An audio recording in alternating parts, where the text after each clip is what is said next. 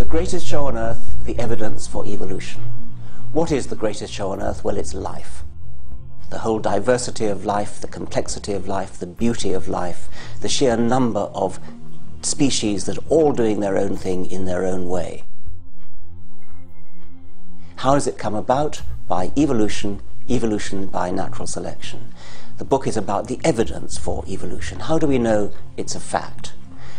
My previous books have all been about evolution, but not the evidence for it. They've just assumed that evolution is true.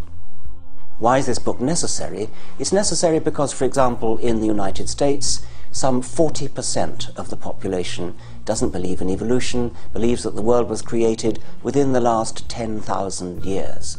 That's an educational disgrace, and those people, the majority of them, couldn't possibly believe that if only they were exposed to the evidence. The purpose of my book, The Greatest Show on Earth, is to expose people to the evidence.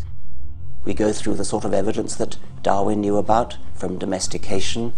Dogs and cabbages, pigs and cows have all been changed in huge ways in a very short time, maybe a couple of centuries, maybe a couple of millennia. If that much change can be achieved in a couple of centuries or millennia, just think what could be achieved in 10 million years or 100 million years. That's the sort of timescale we have to play with in real evolution. How do we know that? We know it from radioactive dating and other kinds of dating systems. The book has a chapter on how we know how old fossils are. Fossils are not the most important evidence for evolution, although they are very persuasive. There's even more persuasive evidence from molecular comparisons of modern animals, from the geographical distribution of modern animals. The animals are just where you'd expect them to be if evolution had happened. Their relationships of the molecules, the genetic molecules in them, are exactly what you'd expect if evolution were true.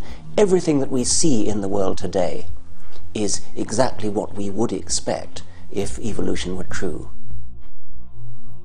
The book uses the metaphor of a detective coming on the scene of a crime after it's happened. He can't see the crime, but he knows from looking at all the clues that remain that so-and-so did it. It's like that with scientists and evolution. We can't see evolution happening because we don't live long enough. But we look at the clues that remain, and they all overwhelmingly point to the same conclusion. Evolution is a fact.